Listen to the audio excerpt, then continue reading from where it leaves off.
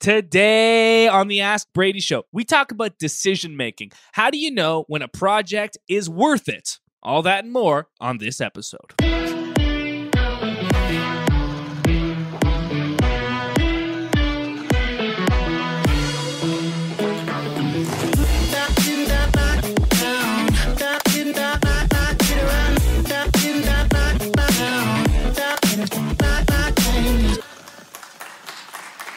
Well, hey there, and welcome to the Ask Brady Show, episode number 44. We've got 4 great questions from the people of Pro Church Nation, and I'm joined, as always, to my left, to your right, it's Roxanne. It's true. True it is, behind the camera, the editing wizard himself with a new haircut, it's Joe Dex.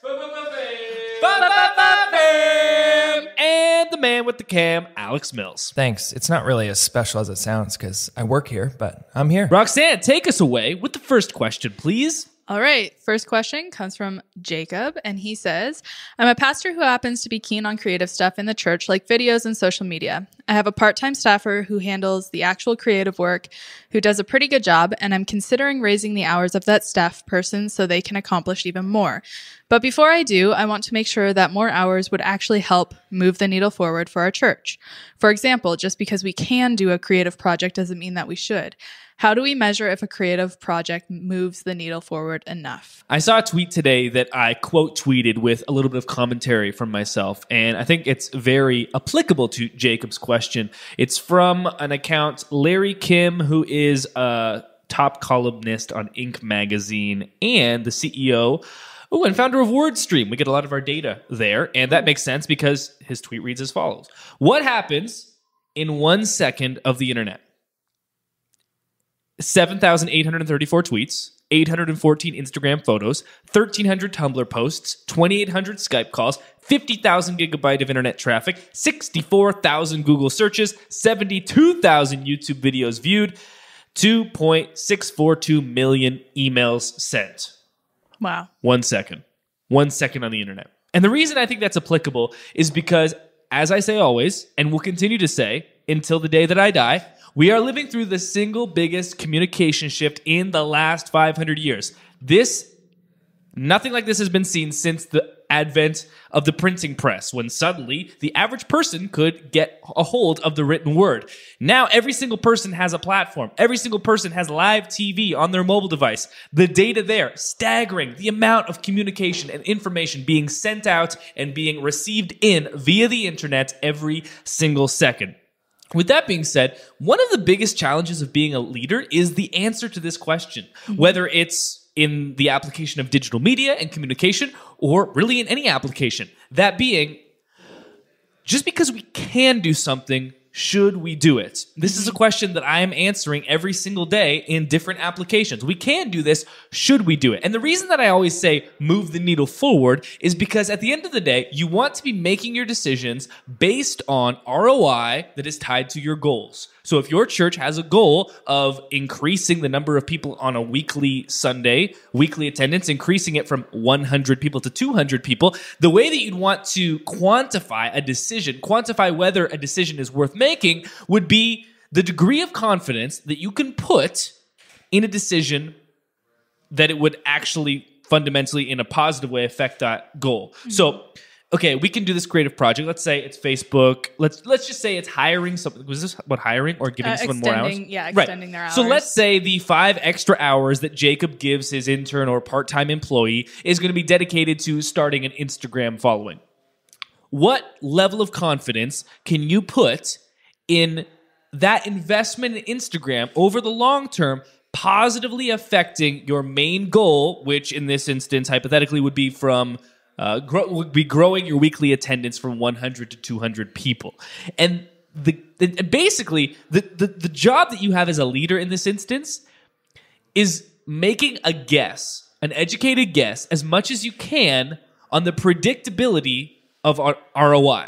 Because nothing is a guarantee. And this is what makes things so difficult. And this is the reason why churches still do direct mail and churches still put their, advertisements and promotions in newspapers and phone books, because things used to work. And we all like the comfort and security of something that used to work because it feels like that will be predictive for the future. But that's not necessarily the case. And in this instance is definitely not the case.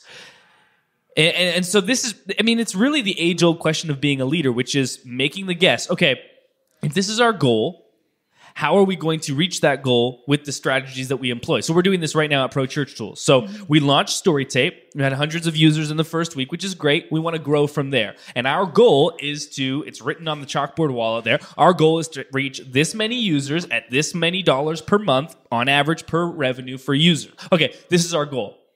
How are we going to go about accomplishing that? So right now I'm writing this 60 to 90 minute long live presentation that we're going to begin experimenting with. And it's taking so much time, me putting it together. Every morning I'm coming in at 6 and I'm writing because it's a 60 to 90 minute, which is a big presentation, but it's also a type of training that I've never done before. Yeah. I'm used to presenting on camera via a teleprompter. I'm used to the Ask Brady show where we're riffing on questions that Pro Church Nation sends in. This is something entirely different.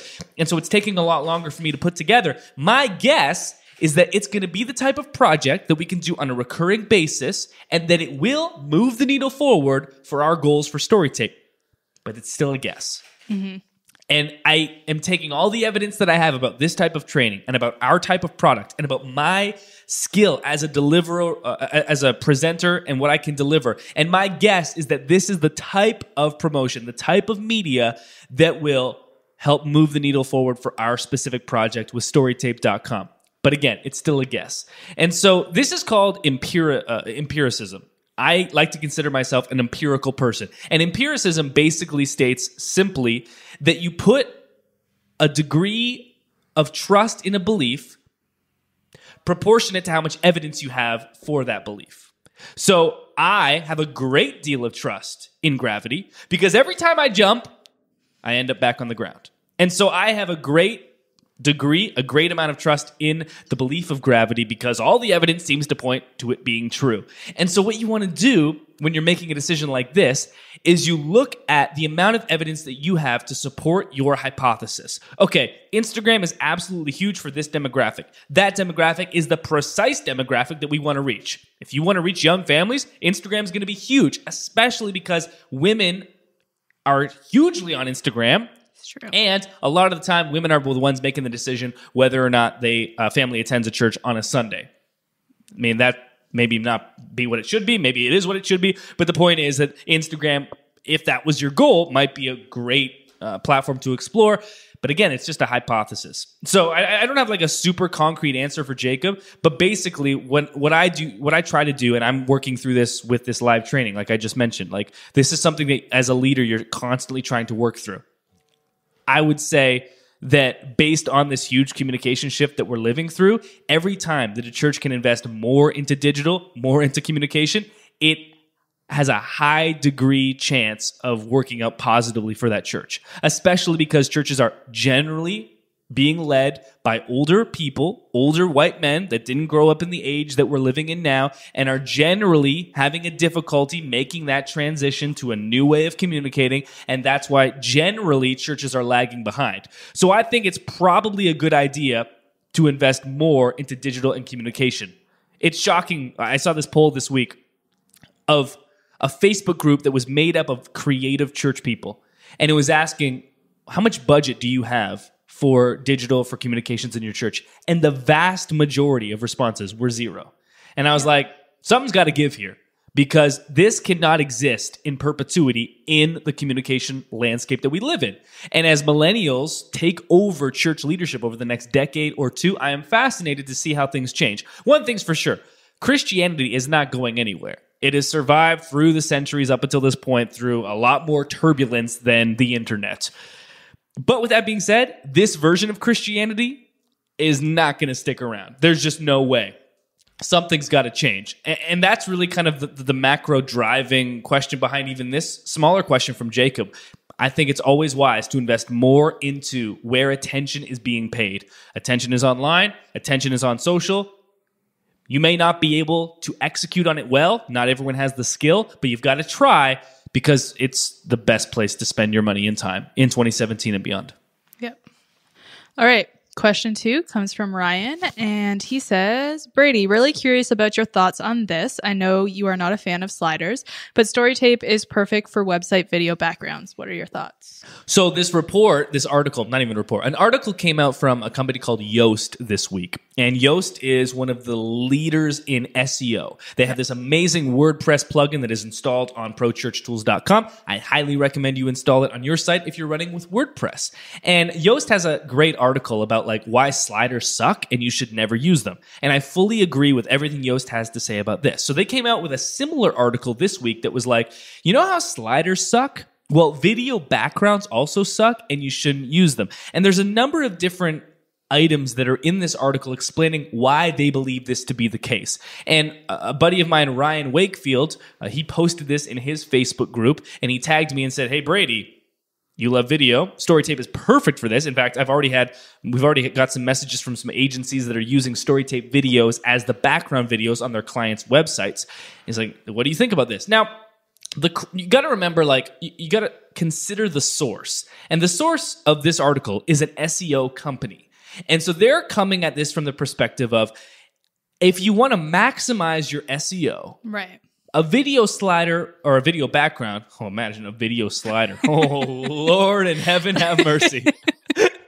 A video background may not be the best way to maximize your on-page SEO. And there are a number of different reasons for this. Namely, videos and the video files are much larger than graphic files. So your site is going to load slower, at least theoretically, because the files on the page are larger. And site speed is one of the main indicators when it comes to SEO. You want to maximize your site speed so that Google sends people to a fast site. If Google's not sending people to a fast site, people are going to be mad with Google. So Google will penalize you in their indexing if your site loads slowly.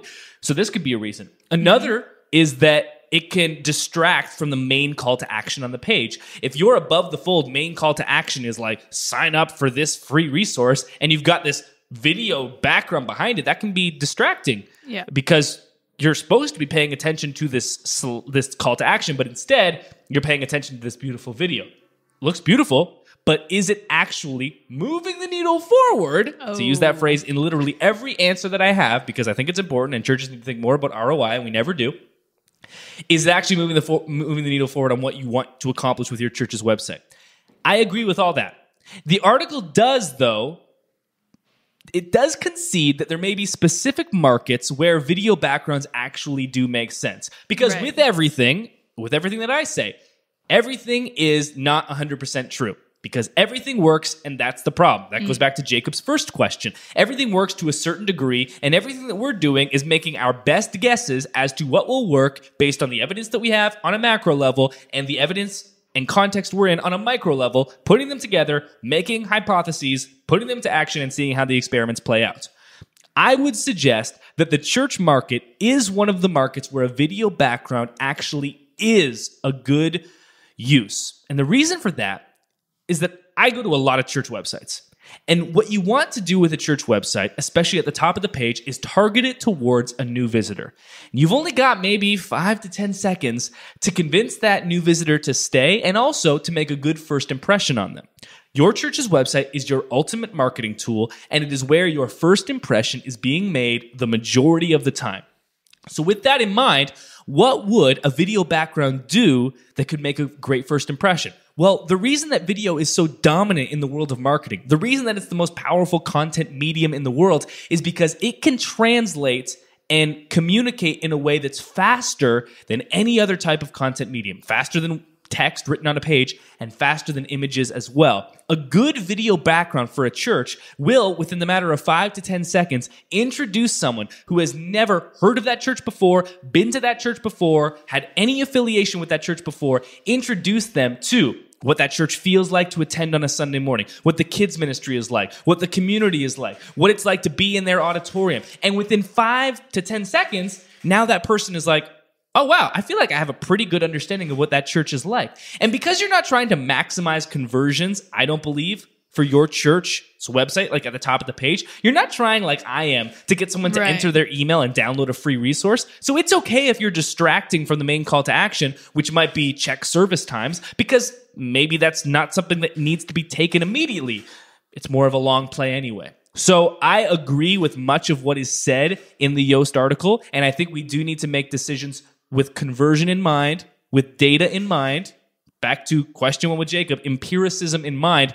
But I do think also that the church space would probably be one of the markets that does not have to abide by this suggestion, by this rule, simply because you're not trying to make a conversion instantly like a business. You're not trying to capture an email or a lead as much because you're a local business, and also because one of the best ways to kind of give the feel for what your church is like is through video, because it's kind of ambiguous. What are we selling as a church? We're not trying to get people to like give money. At least we don't want to say that. It's definitely not the first thing that we're trying to get. And there's not really a great way to quantify an experience or a relationship with Jesus. We've tried to quantify it for so long with saying the sinner's prayer, but we know that that's not perfect. And maybe you can do it with baptisms, but that's like step 2 or 3 down the road with a new visitor. You've got to start by giving them an emotional experience, by creating an emotion in them, but this is what it's like to be a part of this community, right? We hear a lot being said about belong before believe, and that starts with creating an emotion where, man, I feel like I could be a part of this community. And one of the best ways to introduce someone to belonging and to community is to first introduce them to the people that are already belonging. This is what it feels like to be a part of this community. Do you want to be a part of it? That's what a video background can do better than almost anything else can in a matter of seconds. And that's why I think it's still relevant for church websites today. Perfect. All right. Third question comes from Jeffrey. He says, we do a 5-minute countdown every week before service on a TV in the gym, as well as at the walls in the sanctuary. Our people have gotten to where they don't respond to it all and just continue to hang out in the lounge area until way after the worship team begins. The countdowns always have upbeat music, visuals, and a countdown clock, yet about half the people completely ignore it. Any suggestions to improve our countdowns? Or do you suggest something different? Yeah, I've got 2 thoughts here. The first comes from the world of movie theaters. When you're at a movie, there's this great... In Canada, the main movie brand is called Cineplex. And they've got a pretty big monopoly. They're like the biggest company by far. And they've got this great commercials that run before the movie begins. One of them is with the character known as Tommy Texter. And basically, there's this video of this cartoon guy, and he's got his phone on, and for some reason, the audio is on his phone, so you can hear every time he types. Okay, first of all, it's not 2007. No one has that set on their phone.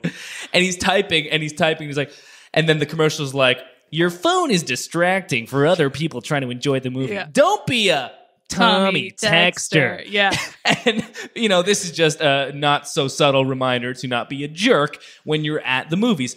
There are a lot of, if that's a not so subtle reminder, there are a number of subtle things that are happening in your movie experience that you may not recognize that are basically, once the previews have completed, taking you from like the experience that you're in, where you're very aware of who you're next to and the food that you're eating, and then focusing your attention primarily on the screen and really forcing you to pay attention and divert your attention from anything else. And the not so subtle cues, the one is obviously lighting.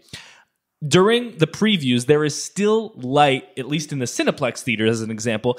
The lights are still on. They've been dimmed a little bit from like the commercials before the previews begin, but they don't go fully dark until the movie begins. And these are subconscious signals that everyone is receiving and acting upon, but you're not aware of them actually consciously. You're like, oh, the lights are dark. Now all I can see is this screen. I will now pay more attention. That's what's happening. And so what you could do is you could try to do some things like this where you like dim the lighting in the lobby as the countdown gets like, closer to 0. And once it hits 0, you could turn the lights off entirely. Basically, what you're trying to do is counteract human routine. And that is that we will, notice something for a while until it doesn't change. And then we'll just kind of begin to subtly ignore it. Mm-hmm. You'll see commercials do this. Have you ever been watching a show on TV? I know we don't do that anymore, but pretend when you used to. And you're watching a show and you're enjoying it, and then a commercial comes on. And for some reason, the commercial is like 8 decibels louder than the show was. Boom. What that commercial is trying to do is it's trying to introduce what is known as a pattern interrupt, where basically we get lulled into this state where we know everything feels comfortable, everything is what we're used to, and then something happens that is not normal, and you're like, whoa. And normally what happens is you're forced to take action in a way, either that's turn the remote down or pay attention to the commercial because the pattern interrupt has interrupted what you are used to and forced you to pay attention. That is the key. Attention, the most valuable commodity that your church can possess. So if you're at the point where your countdown is no longer making an impact, the interesting thing is to consider that when that countdown was first introduced, it probably did make an impact. But then people became so used to it, the pattern interrupt no longer existed, and they began to ignore it. So you need to now introduce a different type of pattern interrupt to recapture their attention. And then the goal here is not to just endlessly introduce pattern interrupts until the end of time, where like the lobby is dark and you've got people beating people and dragging them into the, because like they just become, people have been having conversations in the dark because, not entering the auditorium. The idea is to develop a new routine where people are no longer ignoring the beginning of service and they're actually entering when you want them to. So pattern interrupt, that's kind of the big idea behind that, and how to change people's routines. Start with a pattern interrupt, create a new habit, and then live in the new world that you've created. The second thought, and this is probably not what you want to hear, is my suggestion is the way that the North American church is run, where community is mostly an afterthought on Sunday mornings, where it's all about the show, and community is reserved for Tuesday nights in a small group, but only 20% of the church is in a small group consistently. If you've got people that are in your lobby at church, communing with one another, having conversation, laughing and talking at the expense of the service, to me, that's an indication that the church, the people within the church, the congregation, is really wanting community, and there isn't a space for it, so they're creating a space for it out of their own, on their own volition. And yeah, it's kind of like taboo to ignore the service to talk to your friends, but your church is actually doing what it's meant to do, creating a place for community that so many people do not have. And so I would almost take this, don't look at the people in your church and be like, they are so insulting. They don't go to church on time. They come and they just talk. What are they? Teenagers? We expect this from the youth, but not from you, Mary, Carl. We do not expect this from you. Instead, I would try to do what I always try to do, even though it's painful and hurts your self-esteem. Try to take 100% responsibility for this and say, is this indicative of a lack of community, a lack of space for people to have conversations in our church? I don't know this church in particular. Maybe they've got multiple services. Maybe people leave the service and there's no time to talk after the service because the new service is coming in and they're being ushered out. And so what they do is they talk during the first couple songs because who cares about the fast songs anyway? We'll get to Good Father, get to Oceans, and we'll be happy. I don't want to hear this fast music. It's Sunday morning. I'm going to drink my coffee, talk to Carl, and have a good time. So just be self-aware and ask yourself, are we not fostering community? Are we not making space for community? And so our congregation is making the space on their own?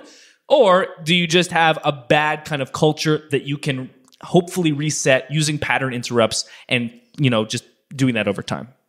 That second point is actually a great point because I remember our church growing up eventually switched to 2 services. And when they did, my mom felt like she never got time to talk to people. So she used to start coming right after first service ended so that we would be there half an hour early. It was the worst, in my opinion. Well, I would always get there early too because I went to our church, but my parents went to a different church. Yeah. And so they would drop me off and I'd be there so early because they had to get to their other church and no one would be there. Except for Roxanne. Yeah, it's true, actually. And that was why talking. So that was a great point. All right. Last question comes from Kevin. And he says, we are looking for a solution for sending nursery alerts to parents during our worship service. We currently throw a message up on Pro Presenter, but that can be distracting. Do you have suggestions?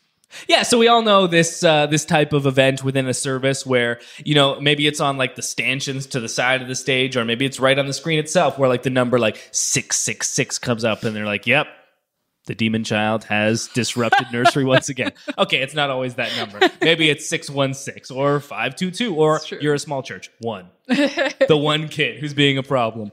And I can understand why churches do this. And I think it's actually a great way of solving this. But I can also understand from this perspective, like, is there another way to do it? Easiest way that I can think of is you need to replace this notification with another notification. Thankfully, we've all got Pro Presenter on our phone. What I mean by that is you're using the screen because everyone in church is looking at that. Well, guess what? Every single person in the church also has one of these in their pockets. And when I say every single one, disclaimer, yes, Betty, 95, doesn't. Guess what? She also doesn't have a kid in nursery. Goodness, get out of the YouTube comments, people.